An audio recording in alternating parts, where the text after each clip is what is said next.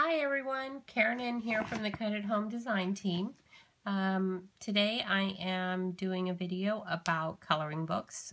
Cut at Home recently added some coloring books to their store, and I am super excited to be showing off what I do with my coloring book.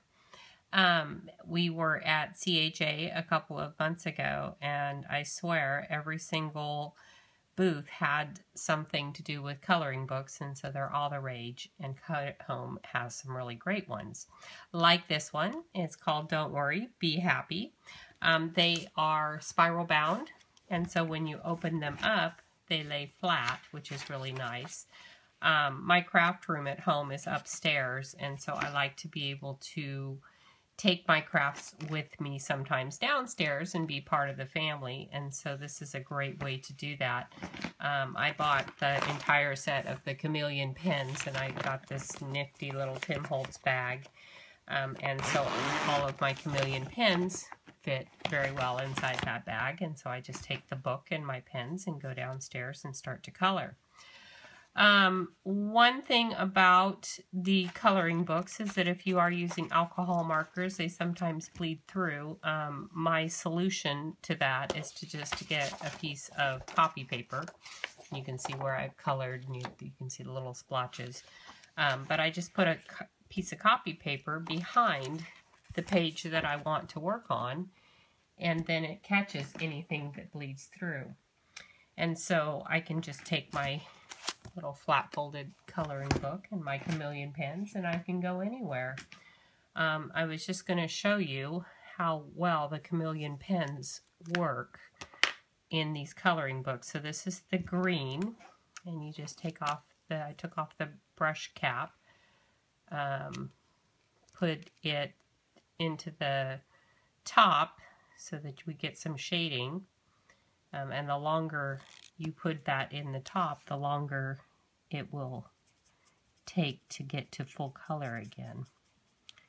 And I just love this because it's a great thing to do sitting in front of the TV, and just hours and hours and hours can be spent coloring. And this coloring book is really fun because it just colors really lovely. One of the things that I found with coloring books is that I always wondered, well, what do you do with it after you're done? And I want to give you some ideas about that too. So there was this page that I colored out of this coloring book, and it's basically this. And you can see I used all of the Chameleon markers and all of the different colors. I cut out a couple of sections, and I created some cards out of my coloring book pages.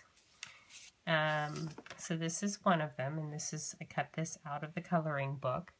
I mounted it on some Spellbinder Celebrations Solids paper, added Elizabeth Craft Designs Thanks.